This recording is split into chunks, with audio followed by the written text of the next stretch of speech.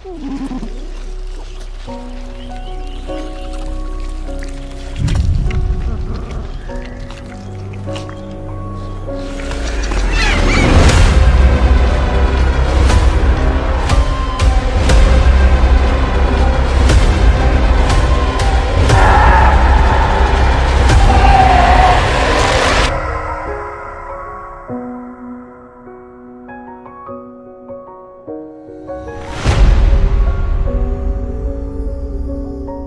है हमारी दुनिया, हमारा घर।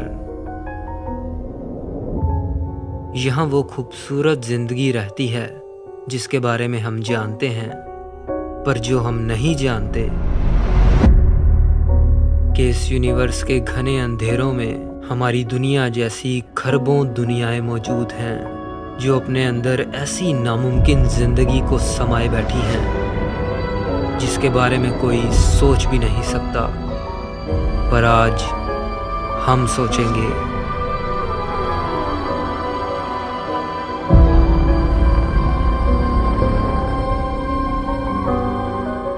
तो आइए मेरे साथ एक ऐसे सफर पर जिसमें हम इस कभी ना खत्म होने वाले यूनिवर्स के घने अंधेरों में से होते हुए तलाश करेंगे ऐसी अनजान दुनियाओं को जिनकी कोख में बसती है जिंदगी। वो जिंदगी जिसके बारे में कोई कुछ नहीं जानता, जो रहती है ऐसी दिलकश और बेरहम दुनियाओं में जहां जिंदा रहने के लिए हर दिन मौत से लड़ना पड़ता है, जो जानती है कहानी शिकार और शिकारी की। क्या ये वो जिंदगी है जो शायद इंसानों के लिए ज़्यादा मायने नहीं रखती, या फिर वो जिसके लिए इंसान कोई मायने नहीं रखता, जिसकी सोच हम इंसानों की सोच से अरबों साल आगे है। एक ऐसी जिंदगी जो जानती है यूनिवर्स के वो गहरे राज जो बदल सकते हैं हर नामुमकिन चीज़ को मुमकिन में। ये सफ़र है उस जिंदगी के बारे में जानने का जिसे कहा जाता है एलियंस। पर उन एलियंस के बारे में जानने से पहले हमें सिर्फ एक सवाल का जवाब देना होगा कि आखिर वो एलियंस हैं कहाँ।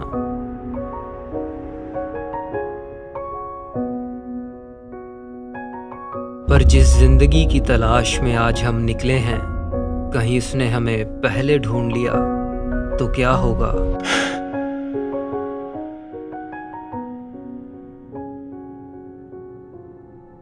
मिल्की वे 1,00,000 लाइट ईयर्स में फैली हमारी गैलेक्सी जो बनी है 400 अरब सितारों से। इन अरबों सितारों में एक सितारा सूरज जो रोशनी देता है उन 8 प्लैनेट्स को जिनमें से एक है हमारा घर अर्थ। हमारे सूरज की ही तरह मिल्की वे के 400 अरब सितारों के भी अपने अपने प्लैनेट्स हैं। मतलब कि ये मिल्की वे अपने अंदर 10 खरब प्लैनेट्स को समाये बैठी है। और इस यूनिवर्स में मिल्की वे जैसी कितनी गैलेक्सीज हैं? 2 ट्रिलियन से भी ज़्यादा। हमारा observable universe 93 billion light years में फैला है। अगर इंसान आज की लेटेस्ट टेक्नोलॉजी से स्पेस में सफ़र करे तो उसे सिर्फ 1 लाइट ईयर को पूरा करने में 40,000 साल लगेंगे। सिर्फ 1 लाइट ईयर। सच ये है कि हम इस यूनिवर्स के आगे धूल के एक कण बराबर हैं जो सोचते हैं कि इन खरबों गैलेक्सीज के अरबों सितारों के अनगिनत प्लैनेट्स में से सिर्फ एक प्लैनेट पर ही जिंदगी है और हम इस यूनिवर्स में बिल्कुल अकेले हैं। आखिर ऐसा कैसे हो सकता है?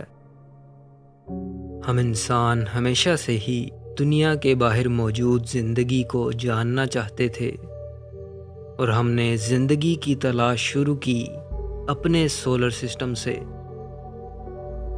सोलर सिस्टम के सारे प्लैनेट्स पर देखा, मार्स, जुपिटर, सैटर्न, यहाँ तक कि उनके मून्स पर भी। पर जिंदगी का कोई नामो निशान नहीं। लेकिन जिस सफर पर हम निकले थे वो तो अभी शुरू भी नहीं हुआ था। हमने अपने सोलर सिस्टम के बाहर हजारों लाइट ईयर्स दूर स्टार्स के चक्कर लगाते प्लैनेट्स को ढूंढना शुरू किया, जिन्हें कहते हैं एक्सोप्लैनेट्स। बस परेशानी ये थी कि उन्हें ढूंढना नामुमकिन था।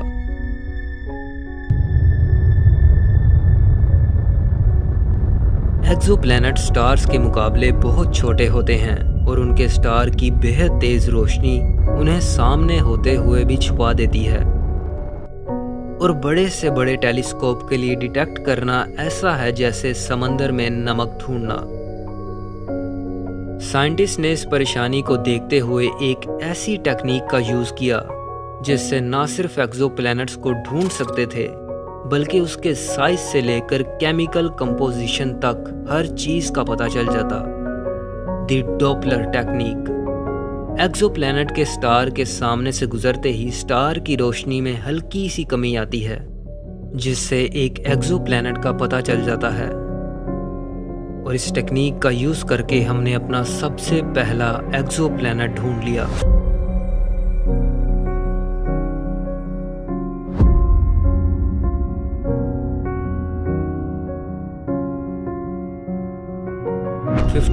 पैगसी बी, जो हमसे 50 लाइट ईयर्स दूर सूरज जैसे स्टार का चक्कर लगा रहा था।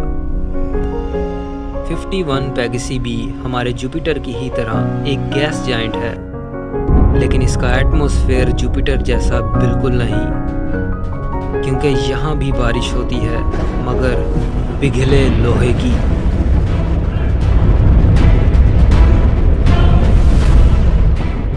हम तो एक ऐसी दुनिया ढूंढने निकले थे जो हमारे सोलर सिस्टम के प्लैनेट से मिलती हो, जहां जिंदगी बस सके। मगर इस प्लैनेट ने तो हमें हिला कर रख दिया और बताया कि जिस चीज़ को हम ढूंढ रहे हैं वो इतनी आसानी से नहीं मिलने वाली। 51 पैगसी बी के बाद हमने कुछ ऐसी दुनियाओं को देखा जो इंसानी सोच को मरोड़ कर रख देने वाली थी। ऐसे प्लैनेट जो पूरी तरह बर्फ से जमे थे, कुछ इतने हल्के कि अगर किसी बड़े समंदर में डालो तो तैरने लगे, मगर इतने बड़े कि इनमें हजारों दुनियाएं समा जाएं। कोर प्रेशर इतना कि हीरा भी जर्रा जर्रा हो जाए।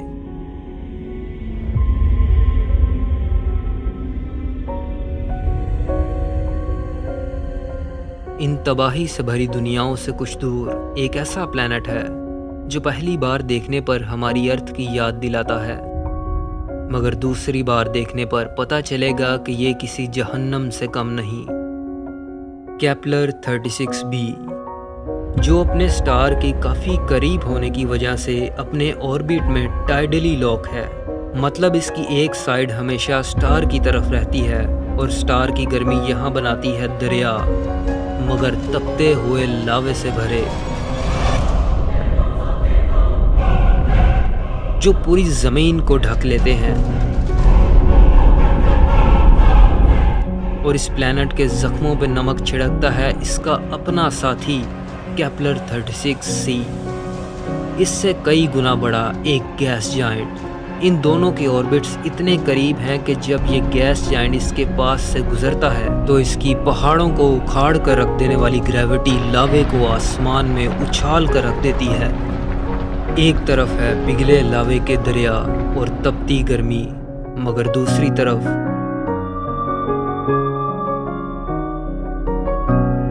जमा देने वाली सर्दी, लाखों किलोमीटर में फैले बर्फ के पहाड़ और अंधेरा हमेशा के लिए। The planet of fire and ice. ये दुनियाएं तो बस उस खतरनाक यूनिवर्स की झलक भर थी जिसमें हम जिंदगी की तलाश में निकले थे। मानो ये प्लैनेट्स हमें कह रहे हों कि हम इस यूनिवर्स के बारे में जो सोचते हैं ये वैसा बिल्कुल भी नहीं। ये दुनियाएं हैं नर्क से भी बदतर, जिंदगी का नामो निशान मिटा देने वाली। आखिर इन पर जिंदगी कैसे हो सकती है?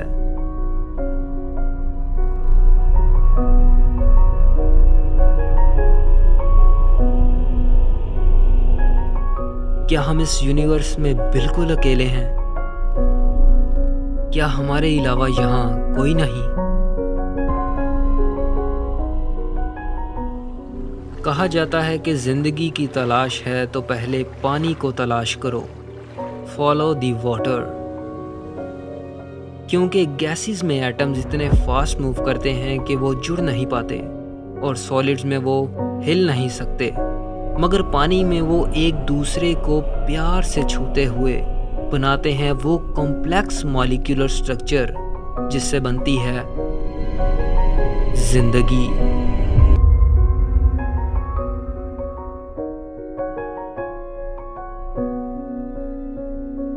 K2-18b अर्थ से 8 गुना बड़ा एक ऐसा प्लैनेट जहां जिंदगी को बनाने वाली सबसे जरूरी चीज मौजूद है, पानी। पर शायद कुछ ज्यादा ही, एक ऐसा वाटर वर्ल्ड जो पूरी तरह ढका है पानी से। क्या इस पर जिंदगी हो सकती है? इसका डेंस हाइड्रोजन रिच एटमॉस्फेयर और इतना बड़ा साइज बहुत ज़्यादा ग्रेविटी की वजह बनता है, जिससे पानी के नीचे जाते ही प्रेशर की वजह से टेम्परेचर 5000 फ़ारेनहाइट तक पहुंच जाता है और इतनी गर्मी कॉम्प्लेक्स लाइफ जैसे डीएनए को बनने ही नहीं देती।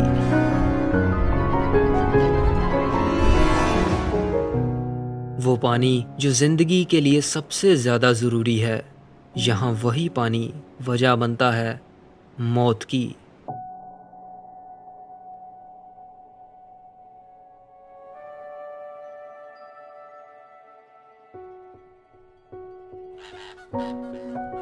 जानते हैं यूनिवर्स के बाकी प्लैनेट्स के मुकाबले सिर्फ अर्थ पर ही जिंदगी क्यों है?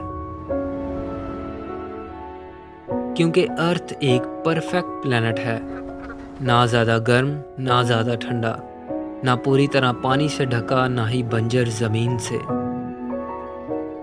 एक ऐसा प्लैनेट जिसकी ज़मीन से आसमान तक का हर मॉलिक्यूल और एटम जिंदगी के साथ खड़ा है। और अगर हमें ज़िंदगी की तलाश करनी है तो बस एक अर्थ जैसा परफेक्ट प्लैनेट ढूंढना होगा। पर आखिर इस यूनिवर्स के अरबों खतरनाक और नर्क जैसे प्लैनेट्स में से कितने प्लैनेट हमारी अर्थ जैसे हैं? 100 बिलियन ट्रिलियन 100 अरब खरब प्लैनेट्स। और अगर उन 100 बिलियन ट्रिलियन प्लैनेट्स में से सिर्फ कोई एक प्लैनेट हमारी अर्थ जैसा हुआ तो उस पर जिंदगी कैसी होगी? तैयार हो जाइए, क्योंकि अब हम अपनी सोच की उन दीवारों को तोड़ने वाले हैं जो हमें रोकती हैं उस दुनियाओं के बारे में जानने से जो घर हैं एलियंस का। जरा सोचिए, एक दुनिया हमारी अर्थ जैसी, मगर एक नहीं बल्कि 2 स्टार्स का चक्कर लगाती हुई। अर्थ 2.0।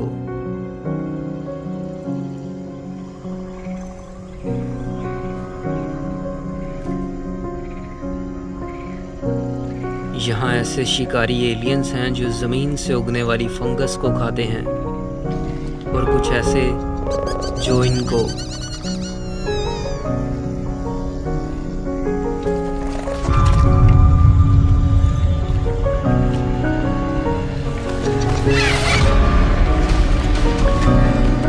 दरख्तों पर रहने वाले शिकारी की रफ्तार ज़मीन पर बहुत कम है, मगर इसके पास एक ऐसा हथियार है जो इसे दिया है एवोल्यूशन ने।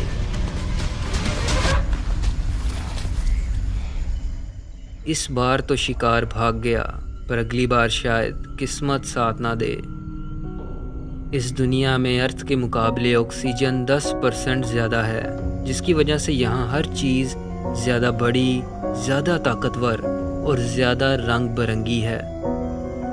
आज ये शाकाहारी एलियन फिर अपना पेट भरने यहाँ वापस आया है, मगर इसे ये नहीं पता कि ये इसका आखिरी दिन है। फंगस दिमाग को सुन्न कर देने वाला एक ऐसा इन्फेक्शन स्प्रे करती है जिससे डर का एहसास ख़त्म हो जाता है, और शिकारी के सामने होते हुए भी इस बार वो नहीं भागता। बिना भाग दौड़ के शिकार मिल जाए तो कौन ना करेगा। एक आसान शिकार मगर जहर से भरा।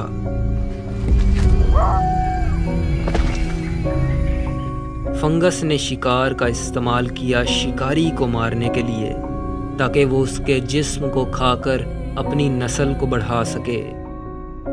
ये दुनिया हमें बताती है कि जगह चाहे कोई भी हो, असूल हमेशा वही रहता है, मारोगे नहीं तो मारे जाओगे।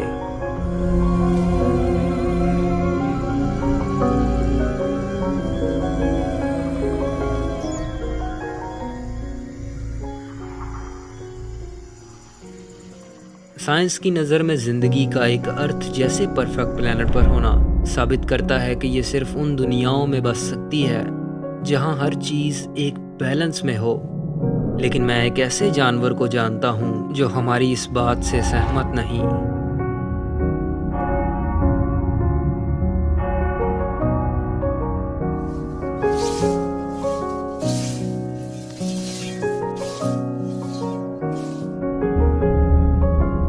टार्डिग्रेड्स, 8 टांगों वाला एक ऐसा भालू जो हमारी सोच के टुकड़े टुकड़े कर देता है कि एलियन लाइफ सिर्फ एक अर्थ जैसे प्लेनेट पर ही हो सकती है।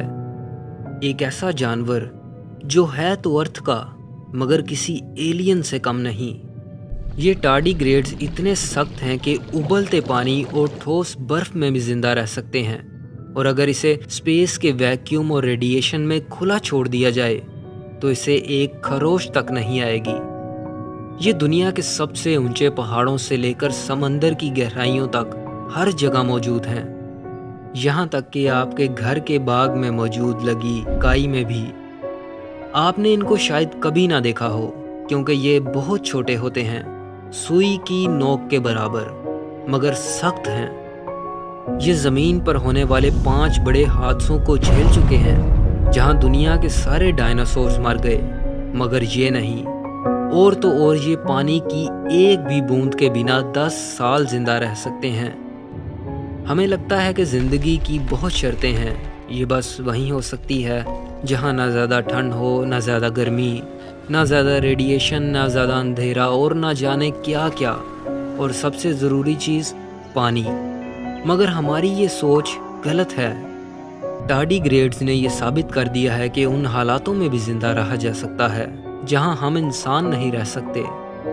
और अगर दुनिया में रहने वाला एक छोटा सा जानवर कहीं भी जिंदा रह सकता है तो एलियंस क्यों नहीं।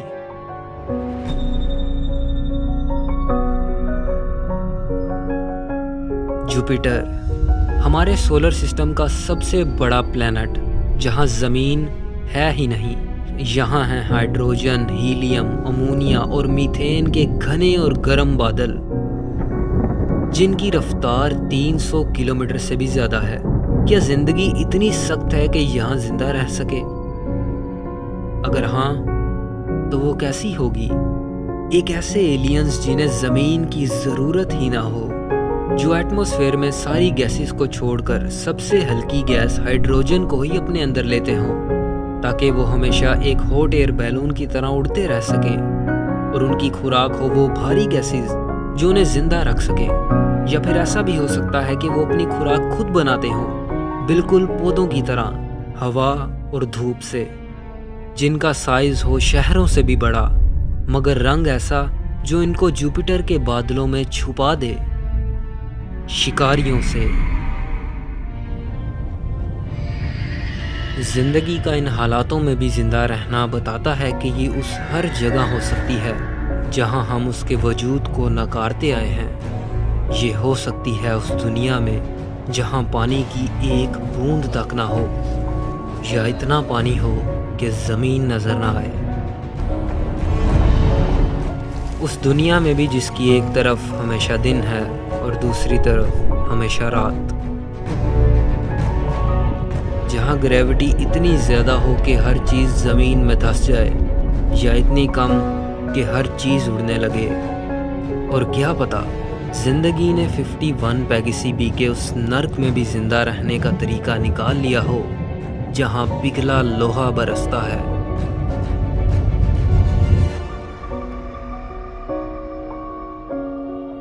हमें इन चीज़ों के बारे में सोचकर बड़ा अजीब लगता है, क्योंकि हम ये भूल जाते हैं कि ये यूनिवर्स है, यहाँ कुछ भी हो सकता है, और जहाँ कुछ भी हो सकता है वहाँ वो ज़िंदगी भी हो सकती है जिसे कहते हैं इंटेलिजेंट लाइफ।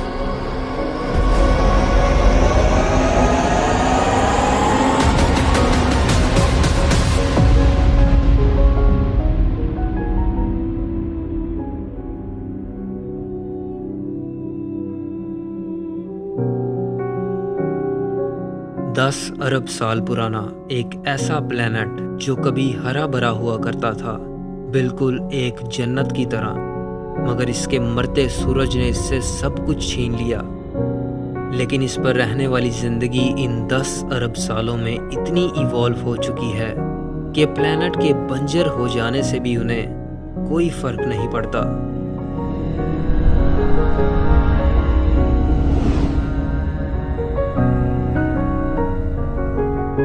जिसे आप एलियन समझ रहे हैं वो तो बस एक रोबोट है। हर बॉक्स में है एक ऐसा एलियन जिसे अपनी बॉडी की ज़रूरत नहीं। ये है बस उसका दिमाग, जो ना कभी बूढ़ा होता है और ना कभी मरता है। और हर दिमाग एक दूसरे से जुड़ा है, और ये सब दिमाग मिलकर बनाते हैं एक ऐसी सोच जो पूरे प्लेनेट को कंट्रोल करती है। एलियन लाइफ चाहे कितनी भी एडवांस क्यों ना हो, यूनिवर्स के कहर से बचना नामुमकिन है।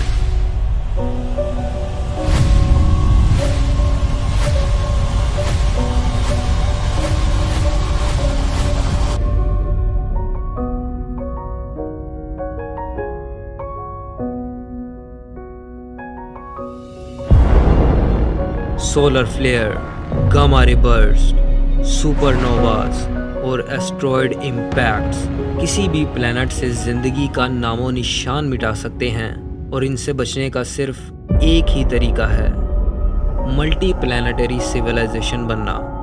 ऐसी एलियन सिविलाइजेशन जो प्लैनेट्स को शहरों की तरह इस्तेमाल करती हो, और इस यूनिवर्स में एक जगह से दूसरी जगह जाने के लिए एक ऐसी टेक्नोलॉजी का इस्तेमाल करे जिसकी रफ्तार लाइट से भी ज़्यादा हो।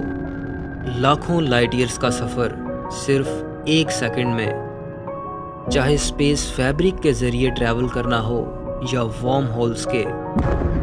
पर एडवांस सिविलाइजेशन बनना मतलब कि बहुत ज़्यादा रिसोर्सेज की ज़रूरत, जो उन्हें मिलेंगे एस्ट्रॉयड माइनिंग से, ताकि उन एस्ट्रॉयड्स के रिसोर्सेज उनकी स्पेसशिप्स और उनके प्लैनेट को चला सकें। और अगर इन छोटे छोटे एस्ट्रॉयड से काम ना बने तो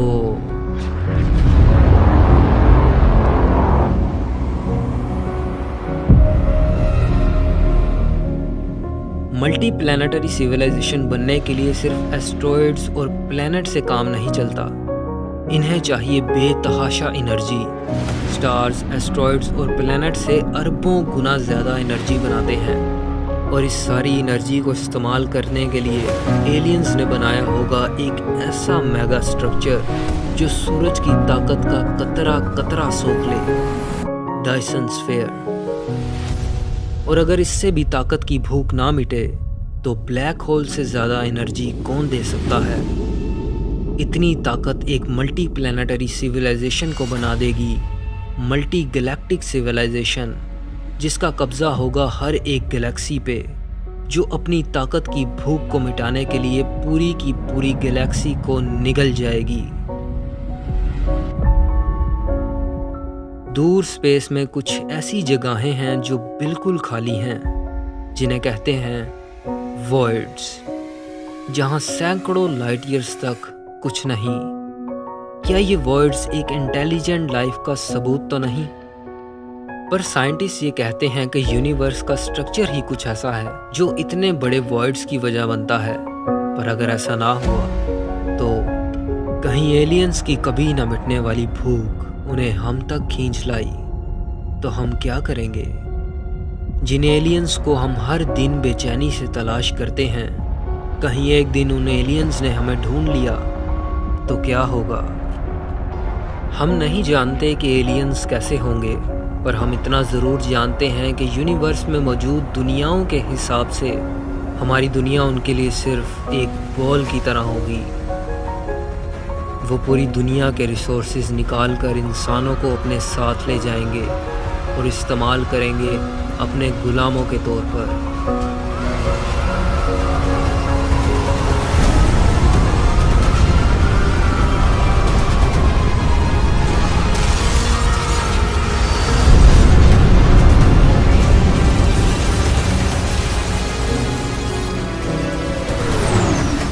अगर हम इंसानों ने फ्यूचर में इतनी तरक्की कर ली कि एलियंस जितनी एडवांस टेक्नोलॉजी बना सके, तो एक ऐसी जंग होगी जिसके बारे में आज तक किसी ने ना सोचा हो।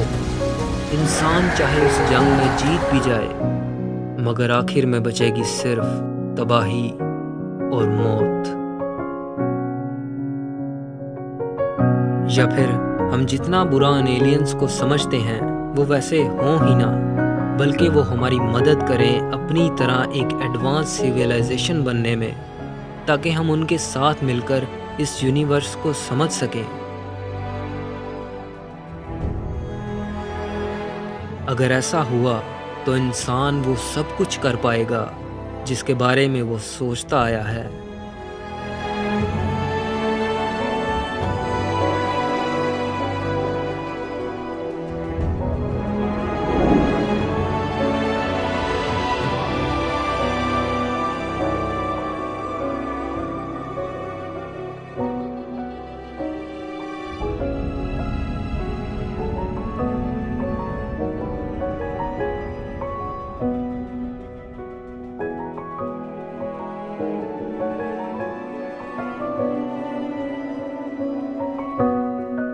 क्या कहानी का अंत बस यही है, या फिर इस यूनिवर्स में कोई और भी है जिसे इन सब चीज़ों से कुछ फ़र्क नहीं पड़ता, जो टाइम और स्पेस की सारी हदों से पार रहती है, जिसे किसी भी चीज़ की ज़रूरत नहीं। वो जिंदा तो है पर एक सोच की तरह, वो सोच जो उसे बना देगी एक सुपर सिविलाइजेशन, जो जानती है यूनिवर्स के वो गहरे राज जो हर नामुमकिन चीज़ को मुमकिन में बदल दे।